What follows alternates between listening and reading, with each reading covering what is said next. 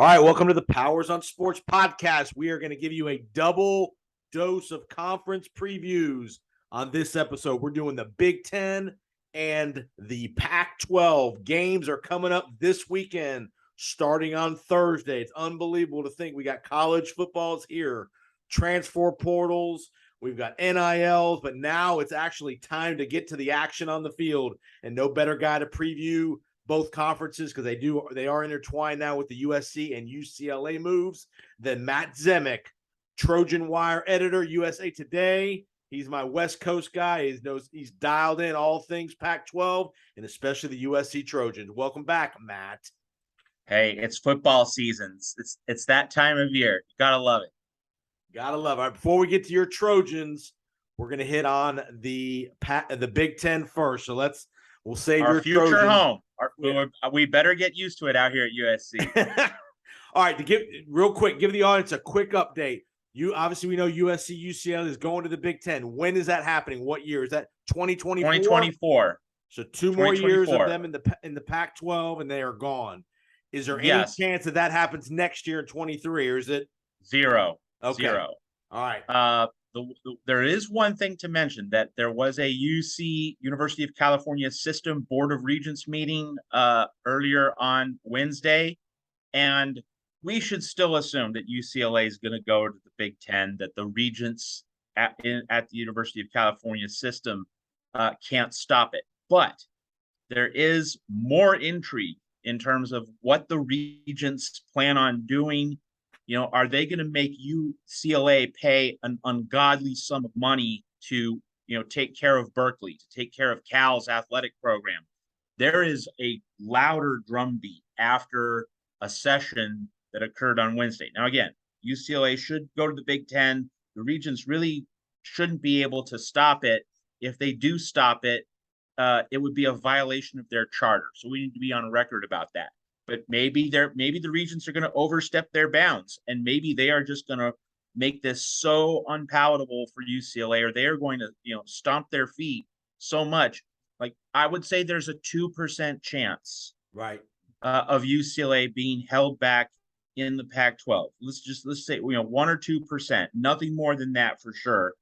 And the key point here is we should assume that UCLA is out the door to the Big Ten, but the regents are making it harder. Let's just put it that way. They are really raising Cain, but it's like a 1 in a 100 type shot. Very, very microscopic chance. But anyway, that happened on Wednesday. John Wilner is explaining. He's one of the best Pac-12 journalists in the country. He's saying that the door is still cracked open a tiny bit for this to happen. He's not making any predictions that's going to happen, but the regents do seem to be putting up a fight instead of just letting UCLA go out the door. Like, that's the main story. So worth keeping in mind. And remember, the key point there is UCLA's public, where USC's private. So exactly. That's why this affects UCLA only and not USC. Correct. Yes. All right, let's get to the Big Ten. Michigan, Big Ten champions 2021. They finally get over the hump of beating Ohio State, ending that long streak of Harbaugh not being able to beat Urban Meyer and Ryan Day. Michigan goes 12-2. They get to the playoff. They beat Iowa to win the Big Ten. They lose in the semifinal round. Jim Harbaugh flirting with the Vikings in the offseason, like he's been known to do over the years with the NFL. With obviously some of the stirring around in Michigan, whether he was the guy that they were going to keep at Michigan and all that. Flirts with the Vikings. Obviously doesn't end up going to the Vikings. Back with Michigan. Let's talk 2 quarterbacks, J.J. McCarthy, Cade McNamara. McNamara was kind of the placeholder last year. McCarthy's kind of the mobile guy, the young guy. Do you think they go 2 quarterback system, or do you think they stick with McNamara, or do you think McCarthy wins the job? Either one of those guys clearly win the job outright. Well, I think McNamara has to be the starter week 1. I think he has to be the starter to open the season. He earned it. He earned it by getting Michigan to the college football playoff, getting Michigan a Big Ten title last year. I think that certainly earns him the nod. And one obvious complication here, Jason, as you're well aware of, is that offensive coordinator Josh Gaddis, who's part of last year's staff under Harbaugh, he's now with Mario Cristobal and Miami. So Yep. the fact that you have a change at offensive coordinator, you want to ride with the veteran in week one in that situation. Now, that doesn't mean that McCarthy can't overtake McNamara for the starting job over the course of the season. But week one, you definitely want to give it to the veteran under a new coordinator, give some continuity to the offense. I mean, McNamara is a respected leader. He has the trust of his teammates, the players who are coming back. You put him in the saddle in week one. And then, of course, you can give McCarthy some reps. Like you can put him in the third quarter if Michigan has a comfortable lead. You certainly do want to give McCarthy some experience, but this should be McNamara's offense at the start of the season. Yep. Then we'll go from there. Yeah, Blake Corum, big year at running back last year. He kind of shared the duties last year, but now he's going to be the man. He scored 11 touchdowns, averaged 6.6 a carry last year. Is kind of splitting duties, but he's going to be clearly the number one guy there. Remember the defensive coordinator left too to go be with John Harbaugh at Baltimore, McDonald. So left one brother to go to the other. So back in the NFL, so both coordinators have turned over at Michigan. Good kicker in Jake Moody. I expect them to be in the mix. Again, will they have another year where they're going to go to the college football playoff? Probably comes down to that Ohio State game about who wins that division. Remember, the Big Ten still has divisions where we're going to talk about the Pac-12. They've gotten away from their division approach where the Big Ten still has their division. So Ohio State, Michigan's in the same division. Most people expect that game to probably decide at the end, the division winner there. So any other comments? Michigan lost a bunch of guys on defense, but they're always pretty good on defense at Michigan. The question you have with Michigan is, one, I think they're going to be a ball control. Again, new offensive coordinator. They're going to run the ball. They're not going to give that quarterback too much on his plate to throw the ball. He's a decent thrower, but not great. Your last thought on Michigan? Yeah, so I mean, Michigan was not a dominant team, but it won a lot of close games, and it won a lot of close games mostly because of its defense, powered by Aiden Hutchinson, who is the number 2 overall pick. So they lose him, and I'll go on the record as saying he should have won the Heisman Trophy. Like Bryce Young, very good. He was very good last year. He was not great.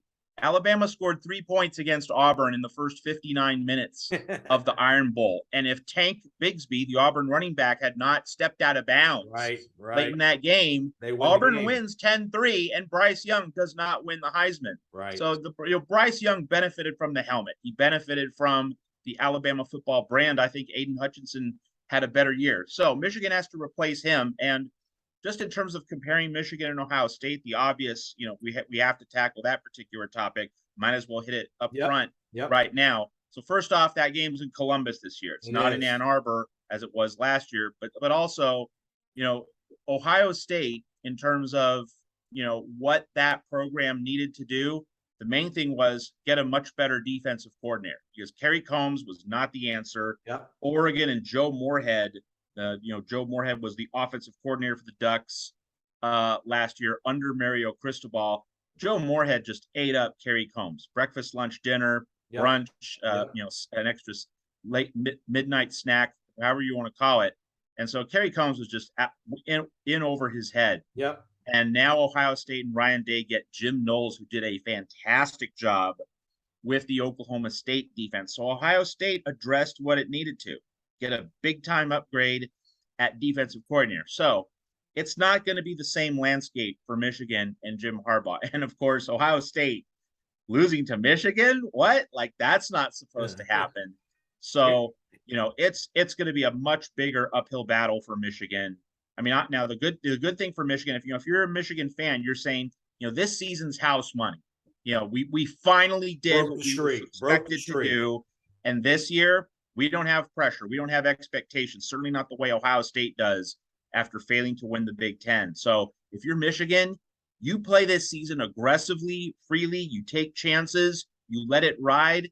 You let Ohio State deal with the pressure and the expectations. But, of course, the flip side is that Ohio State really is the very, very strong favorite to come out of the Big Ten. And Ohio State returns a lot of guys, not necessarily great guys on defense, because their defense did struggle. Is that a scheme issue or is that more of a player issue? We'll see this year with Knowles at the helm. And I would say with Kerry Combs, that was largely a scheme issue, that Jim Knowles should fix those schematic deficiencies. That was just a great hire in terms of assistant coaches. In fact, if you ask me, Jason, who's the favorite for the Broyles Award, the top assistant, I'd say Jim Knowles is probably going to be number one. All right. They returned 73% of their production, both offensively and defensively. Ohio State does. So they've got a lot of guys that have played a lot of games and meaningful snaps and all that stuff. Obviously, C.J. Stroud's back at quarterback. He lost his two first-round receivers, Olave and Garrett Wilson, but he does bring back Njigba, who had a huge Rose Bowl out your way on New Year's Day. Travion Henderson, another huge sophomore, had 1,200 yards, 15 touchdowns at running back. Both those guys will probably be in the Heisman Trophy mix potentially. So loaded on offense for Ohio State. I think you're right. I think everywhere you see it sounds like it's Ohio State and everybody else in the Big Ten, unless there's an injury. Again, C.J. Stroud might be the most indispensable player in the conference. You lose him, the whole that could change the entire dynamic. But we're going to get to that here in a second. But I think clearly Ohio State's the favorite. 11-2 last year, loses the tiebreaker. Let's go to Purdue. Jeff Brom. Again, we've been waiting for Jeff Brom. We thought he's going to put together a good program. He's getting there at Purdue. Hard place to win big time consistently, but he's done a pretty good job. He's got his quarterback back this year. He lost his big receiver, David Bell, to the NFL. The guy who was supposed to follow David Bell got booted off the team for some team issues, so he's not there. So who's going to be their number one target? Here's a great stat for you. You wouldn't think this about Purdue. The last 10 meetings versus Ohio State, they're 4-6. They've beaten Ohio State several times in the last decade. So looking at their schedule, they've got a good schedule. They could potentially be 7-0 as they head to late season showdown with, I believe it is Ohio State late in the year, but got a very favorable schedule early. Your thoughts, Jeff Brom and the Boilers? Yeah, so David Bell, like that's going to be the really difficult piece to replace. I know they got a transfer receiver from Iowa, Charlie Jones, but those are big shoes to fill with David Bell. And David Bell was the Iowa killer. Like he tormented Iowa uniquely. Purdue's had a lot of success against Kirk Ferentz and the Hawkeyes, and David Bell was at the heart of that. That Penn State opener for Purdue, like that is such a huge. That is such a huge game, because if Purdue can get past that, then you're going to see the confidence skyrocket. But Purdue is in conference openers. Like I know that Purdue's played Northwestern in a conference opening game Labor Day weekend in the past, hasn't gone well. And Purdue's stubbed its toe in other season openers or other early season games. I remember Purdue blowing a big lead at Nevada a few years ago. Yep. So that Penn State game, that is freighted with so much importance. Penn State, I believe, is a 3.5-point favorite, and Penn State usually has a very good defense. So and Purdue, has an offense, as that is very pass happy. Short passes are basically the running game. Extended handoffs. Very few handoffs in the backfield to a setback. That's just not how Purdue operates. It generally doesn't have the personnel to do that. So, that Penn State opener is going to be a real challenge. But if Purdue wins that, look out. It could be a special season. But I would say, if you ask me right now, I put my money on Penn State's defense. And that's even though Penn State, loses Brent Pry to Virginia Tech. And you have Manny Diaz coming in. I think that's a downgrade, but I don't think it's enough of a downgrade to really affect Penn State's defensive personnel overall, because Penn State's been so solid on that side of the ball under James Franklin. All right, we'll do a quick thought on Penn State. Franklin, obviously. Here's my question with Franklin. Every year, for some reason, this guy always looks for other jobs. He's never satisfied in Happy Valley. And why Penn State paid him a fortune, and they're paying him a fortune to stay at Penn State. He flirted with your USC Trojans. He was in the mix out there. A lot of talk about, is he one of the guys in the mix out there? I mean, I know he's a good coach and he's a good recruiter, man, but I'm not breaking the bank to keep James Franklin. That's just me. Yeah. So to me, with James Franklin, the key part is, who's his offensive coordinator, because his offense looked very bad last year. And I know that Sean Clifford got injured, but that Illinois game, like that just scarred every person who watched it. That 9 overtime mess, that was unwatchable football. So when things go bad for a James Franklin offense, they go really bad, and he has to get an elite play card. When he had Joe Moorhead with Trace McSorley and Saquon Barkley, Yep. Everything came together. That he had a knockout team 2 straight years. Some people think that Penn State should have gotten into the playoff in 2016 over Washington. So when James Franklin has the elite offensive coordinator, everything falls into place. But when he doesn't, then that offense looks really difficult. And the other thing with Franklin is he always seems to make a few really big fourth quarter game management errors. Yep. Timeouts, fourth down. There's at least one or two of them every year, and I know it drives Penn State fans crazy. But the upside with Franklin is that if you give him the elite offensive coordinator, if he can hire the right offensive coordinator, as he did with Moorhead, everything works, and Penn State has an elite program. But you just that is the variable, and of course, your coordinators are going to leave. Like, this is what Dabo Swinney is facing at Clemson this year. Your coordinators are going to leave. So when they leave, can you find the elite replacement and maintain that same high standard? And I would say this, for as good a recruiter as Franklin is, he's not been able to get that elite quarterback to come to Penn State. That big time dual threat. It doesn't even have to be a dual threat, but just a big time quarterback that Penn State in the 80s and 90s were known for. They've just not been able to get that. I mean, McSorley's a good player, Clifford's a good player, but they're not dynamic. That's the one thing they've just not had at Penn State in many, many years. Absolutely. They're looking for their next Kerry Collins. You got it. All right, let's go to Michigan State. Mel Tucker, again, sleeper team in my opinion. He's doing a good job building that program. He got a huge raise to stay at Michigan State. His name was in the mix at some other jobs. What are your thoughts on the Spartans? Kenneth Walker had a huge year last year for them at running back. Got to replace him. Got to replace the quarterback is back, Peyton Thorne. So your thoughts on Michigan State and Mel Tucker? It just felt like a joyride for Michigan State last year. Michigan State trailed Nebraska late. Yep. Made a few big plays to win. Trailed Michigan by 2 touchdowns. Managed to come back and win. And Michigan State does not have an offense built for comebacks, but it happened against Michigan. Everything seemed to fall into place. Now, of course, Ohio State drilled them, but that was the exception, which proves the rule that Michigan State had these big weaknesses, especially in the secondary. The secondary was a huge liability last year, but all these Big Ten opponents, they didn't have enough quarterback play. They didn't have enough offense to take advantage of that. So I see some regression for Michigan State this year. Okay. And let's keep in mind as we evaluate teams for 2022, we're coming out of the pandemic, and I say that not in the sense that the pandemic's over. It isn't, but the pandemic season in 2020 was so disruptive. Right.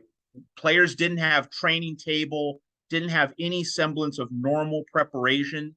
So 2021. You were getting closer to a normal framework, but it still wasn't fully, the way players and coaches really depend on. 2022, you're going to have something much closer to really a normal setup, normal rhythms without the COVID distractions that were, exponentially magnified in 2020, still lingered to an extent last year. Now they're going to be much felt on a much lower, smaller scale. So, did Michigan State benefit from pandemic confusion, to put it in a particular way? Did Michigan State benefit from all the disruptions and irregularities and just the uneven nature of college football in 2021? I get the sense that's true. That 2021 felt like an outlier. And without Kenneth Walker, I just think the margins are going to be really small for that team. And you're definitely not going to see 10 or 11 wins. I think 7 or 8 is a much but I think there'll be a pain in the neck. I think Mel Tucker has created a culture where there'll be a pain in the neck. They're not going to probably win the division, but they're going to give Michigan and Ohio State a good game. They're going to be pains in the neck to Penn State and these other teams because Mel Tucker's a good coach. He's a good recruiter. He knows how to build a program, a Saban disciple, so he knows what he's doing. I think they're just going to be a pest. You're right. Win total wise may not be as good, but I think they're going to be a pain in the neck.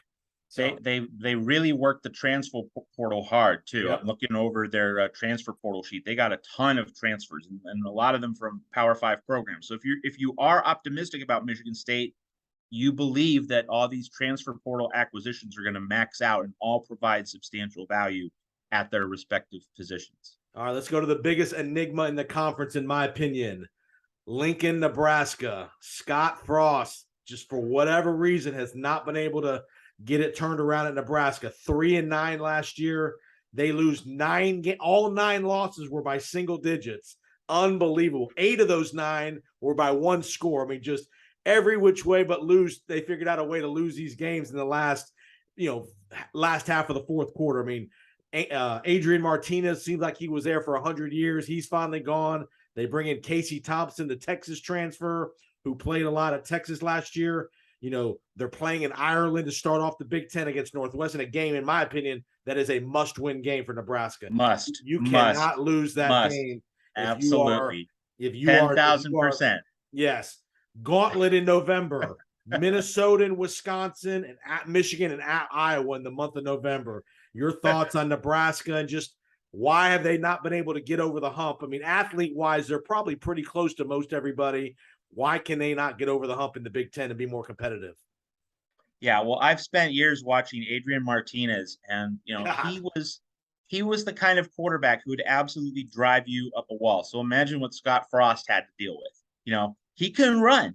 He's athletic. He's talented. Like, he had plus athleticism. He's more mobile and agile than most of the quarterbacks you'll see in college football. But in big moments and in terms of drop back passing, processing plays, making the sound percentage-based decision, just couldn't do it. And they could not get him turned around. I think of when I think of Adrian Martinez, I mean, obviously he's more of a scrambler and a dual threat guy, but just in terms of a guy who, like, you look at him and you say, hey, he has talent, but there's just something missing. My mind goes back to Doug Johnson, the Florida Gator quarterback in the late 1990s. Like, he had the body, he had the athleticism, he had the physical tools, but it just didn't come together because his football IQ, his mind, his composure just didn't rise to the surface enough. And that's the biggest Florida moment. And they lost so many heartbreakers. That's right, and that's why Florida took a step back under Spurrier before Rex Grossman came in and won another SEC championship. So, like, that's the comparison with Adrian Martinez. So as we look at Casey Thompson, the transfer from Texas, I think that's a clear upgrade. I think that's a solid upgrade. And you have Mark Whipple coming in as the offensive coordinator. And what did he do last year? He turned Kenny Pickett into a first-round NFL draft pick. He got the most out of that Pittsburgh offense with Jordan Addison, who's now, at USC, where I'm going to be covering him this season under Lincoln Riley. So Mark Whipple maxed out that Pittsburgh offense. You give him Casey Thompson. I think that's a good formula for Nebraska. I do think the Huskers will make a bowl game, which, if we're being honest, that's the goal. Like, 8 wins would be great if you can get it, but let's just get to a darn bowl game first, which Scott Frost has not yet done. And I think Nebraska can do that. I think Nebraska wins at least 6, maybe 7. I think they get to a bowl game because they were so close last year. But Adrian Martinez in crunch time, just not the right formula. So Whipple with Casey Thompson, that's going to get Nebraska to a bowl game, and that will relieve some of the heat. Not all, some. On Scott Frost. Now, Scott Frost, if he wants to really relieve the heat on his seat, he's going to win 9 games. Then he's in. Then he's in like Flynn. Right. But I would say 6 or 7 this year for Nebraska. And deep down, I remember Trev Alberts is the new AD at Nebraska guy. Scott Frost is a Nebraska guy. I don't think Trev Alberts wants to fire Scott Frost. They want them to succeed, but you can't keep winning 3 and 4 games. Exactly. Usually with the incoming athletic director who didn't hire the actual coach, that the AD is looking for a new guy to hire, but not in this case. Absolutely right. I'm with you. All right, let's head to Wisconsin, Madison. Party Town, USA, from all I hear. Never been, but I hear the kids like to have a good time at Madison on the weekends. All right, not a great year last year. Graham Mertz must be better at quarterback. He's a touted recruit. Paul Christ thought this guy was going to be a good player for them. Has just kind of like Adrian Martinez, has all the athletic ability, but just can't put it together yet. And this guy's younger, so he's still got some time, but he's on that same trajectory as an Adrian Martinez. A bruising tailback, Braylon Allen, 240-pounder, not your typical kind of a Ron Dane kind of guy. He ran for 1,200 yards and 12 touchdowns as a freshman. They're going to give him the ball probably 25 to 30 times. They're not afraid to do that at Wisconsin. Big bruising offensive line, not like usual. Is it going to be another one of those grinded out kind of teams for Wisconsin, or are they going to be able to be effective enough in the passing game to do some damage in the conference? That is the question. You're so right about Graham Mertz that you see, a lot of potential there, but it just hasn't fallen into place. So like this is the prove it moment of truth, no excuses year for Graham Mertz. And Braylon Allen, like if he's coming at me on a football field, on a basketball court, like I'm getting out of the way. Yeah. That dude is physical, he's chiseled, he's tough. He might be just the best between the tackles inside runner in the whole sport. Like, is there another better, nastier, more bruising running back than Braylon Allen? It's going to be hard to find one who's in his same league, just in terms of getting the tough yards, bouncing off the first hit, the first point of contact. So like Wisconsin, if Wisconsin gets into 3rd and 1, 4th and short on a regular basis this year, that's good because Braylon Allen is going to get that tough yard. It's about the passing game, and can Graham Mertz, hit deep shots when defenses are loading up the box to stop Braylon Allen. That's what the whole thing comes down to, because Wisconsin's defense is going to be good again, under Jim Leonhard, the coordinator who, if I'm an AD looking for a hire, I'm having him at the top of my list. Now, of course, Leonhard might be waiting to get a job with the Green Bay Packers. That he might just be playing the long game. Like if Paul Chryst decides to hang it up or struggles, then Leonhard might want to succeed him. So Leonhard might want to just stay in the state of Wisconsin, either with the Badgers or with the Green Bay Packers. But if I'm an AD, like I'm putting all my chips in to hire him for like a lower tier Power 5 job or a top tier Group of 5 job. Anyway, so the Wisconsin defense is going to be good. It all comes down to the offense. And if the running game is going to be solid, that leaves the passing game, which has failed to click the past few years. Jack Cohn, before he transferred to Notre Dame, he was a good quarterback at the end of the 2019 season. Got Wisconsin to the Rose Bowl, did a good job. He wasn't a great quarterback, but he got better. There were doubts about his ability to put all the pieces together, and he generally succeeded before he went to the Irish and Brian Kelly. So Graham Mertz has had a couple years, to figure this all out. And he there are a few teams that are more dependent on one guy than Wisconsin is on Graham Mertz. All the other surrounding pieces are there. Quarterback just needs to stand and deliver. That's what it's about. All right, get you a couple more things. We'll get you out of here on the Big Ten. Hot seats. We've already talked about Scott Frost. I'm going to bring up 2 other names, not because of their record, and one maybe because of his record, but 2 more so because they've been at these places for a long time, and maybe the message is just getting stale at some point. Kirk Ferentz at Iowa, Pat Fitzgerald at Northwestern. Not that they would necessarily get fired, but maybe they just said, hey, I've had my long run here. I've been here a long time. Maybe it's time to go somewhere else. Your thoughts on those 2 guys in general? Yeah, so Iowa, having won the Big Ten West last year, playing in the Big Ten championship game. I mean, Ferentz will stay at Iowa until he retires, and like he's not going to get fired from that job. He basically gets to call his shot. Now, I would say that if Iowa had stumbled last year, and the Hawkeyes had not met their goals in 2021, then his situation might have been a lot more tenuous. But I think after winning the Big Ten West, Ferentz gets to stay until he wants to, kind of like Hayden Fry. Let Hayden Fry ride it out. Yes. And then with Pat Fitzgerald, I mean, Northwestern loves him. Northwestern supports him. And I think he's going to get a very, very long leash. And the thing about Fitz is that he'll have a great year, and then he'll have 2 bad years, and then he'll have a great year. Yeah. And it just Northwestern just goes up and down. It's like, it's almost as I don't think Fitz plans it this way, but it does work out this way, that he'll load all his resources into one team. Like Recruiting class. When he thinks he can do it, when he thinks he can do really well, he generally hits the target. But he puts everything into 1 year, and then you have the inevitable slide. Like it occurs very regularly as a pattern, and then he'll make another run. So he will get a very long leash because Northwestern's in love with him. Who do you think is on the hot seat? Guy like Tom Allen in Indiana? Maybe give me a hot seat. Is PJ Fleck in any kind of trouble? I think that if I don't think anyone's on an especially hot seat in the Big Ten other than Scott Frost. Like, if Scott Frost misses a bowl game, there will be intense pressure on Trev Alberts to fire him. But I don't think anyone else is on an especially hot seat. But I would say that Maryland, Mike Locksley, you have Talia Tagovailoa coming back. You have a lot of athletic receivers coming back. They scored over 50 points against Virginia Tech in the Pinstripe Bowl, and that's a young team coming back. There is going to be an expectation that Maryland is going to be better, noticeably better than it was. So if Maryland doesn't make a bowl game, Locksley probably doesn't get fired, but he definitely puts himself on the hot seat for 2023.